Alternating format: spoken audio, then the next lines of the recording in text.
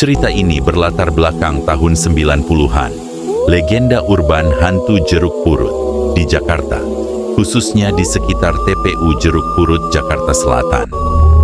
Saat itu sering beredar gosip penampakan cerita tentang hantu pastor kepala buntung yang berkeliaran dengan anjing hitam besar.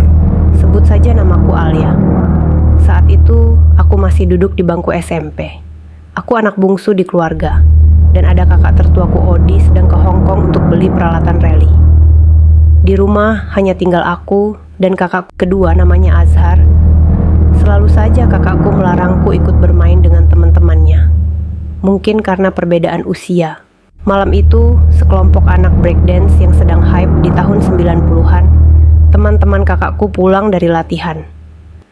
Mereka, termasuk kakakku, siang harinya baru saja dari TPU Jeruk Purut. Seperti anak-anak SMA era 90-an yang sedang bandel-bandelnya dan masih mentah, mereka berteriak-teriak sambil bercanda-canda di kuburan, memanggil-manggil hantu di kuburan yang terkenal saat itu dengan kisah hantu pastor kepala buntung. Awalnya, aku tidak tahu mereka baru dari sana. Tapi saat mereka pulang dan berkumpul di rumah, aku mendengar percakapan mereka. "Zar, ayo kita main jelangkung. Ajak adik lo juga," kata Faisal, salah satu teman Azhar. "Ah, jangan. Nanti adik gue nangis, cengeng dia anaknya," jawab Azhar. Aku yang mendengar percakapan itu langsung membuntuti kakakku ke lantai atas. "Aku ikutan dong," pintaku. "Boleh, tapi jangan berisik. Duduk di situ ya, kamu nonton aja," ujar Azhar. Di tahun 90-an, jelangkung adalah permainan khas Indonesia yang sangat populer. Mungkin karena saat itu internet game belum banyak seperti sekarang. Mereka duduk di lantai, kertas putih HHS, ditulis huruf-huruf abjad melingkar, dan jangka ditancapkan di tengah lingkaran. Jika ada arwah yang merespon, jangka akan bergerak sendiri menunjuk huruf demi huruf, hingga membentuk kata dan kalimat yang merupakan jawaban si arwah. Dan mantra pun dibaca mereka yang hadir. Jelangkung, jelangsat, di sini ada perayaan. Perayaan kecil-kecilan. Jelangkung, jelangsat, datang tanpa diundang, pulang tanpa diantar. Mereka mengulanginya beberapa kali, tapi tak ada tanda-tanda apapun. "Kalian sih manggilnya setengah-setengah," celetukku. "Kalau mau datang, bayangin dong mukanya." "Oh iya ya, bener itu yang adik kamu bilang.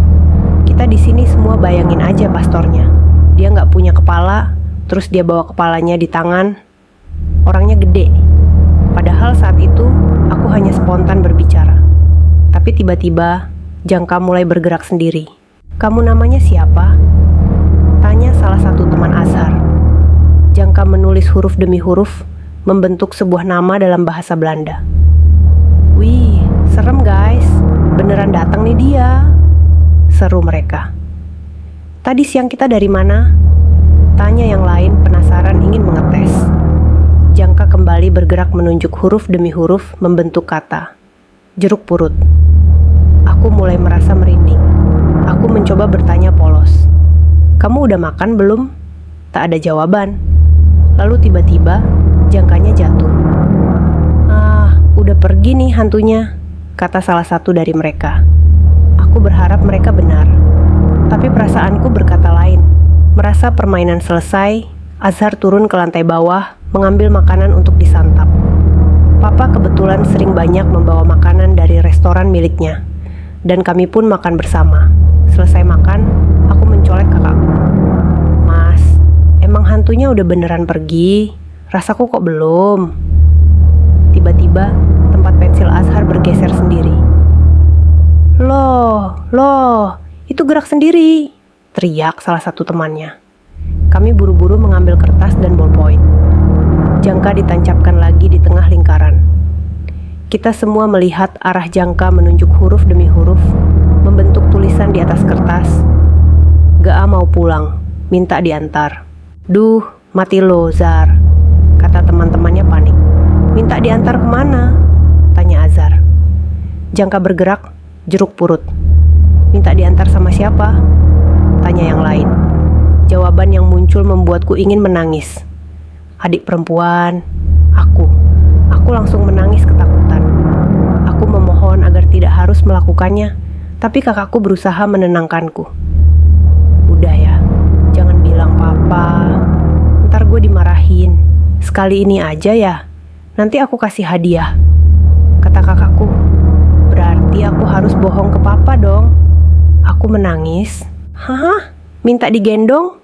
Nggak mungkin, Zar. Adik lo sekecil itu. Pokoknya lo anter deh. Nganterin deh, lo yang nganter, kata Azhar. Begitu Alia membalikkan posisi tangannya, seperti mau menggendong. Alia nangis-nangis, berasa berat dan sakit di punggung, seperti gendong sesuatu yang berat. Azhar memakaikan selimut ke adiknya Alia, untuk bisa melewati meja makan dan kamar papa di lantai bawah, supaya papa tidak curiga. Mau kemana itu? Tanya papa. Oh, enggak, pa. Mau pada ngemil makan roti bakar, Edi, jawab Azhar gugup. Loh, kenapa adikmu sakit? Tanya papa. Enggak, cuma kedinginan, pa, jawabku, menahan keringat dingin sebesar jagung.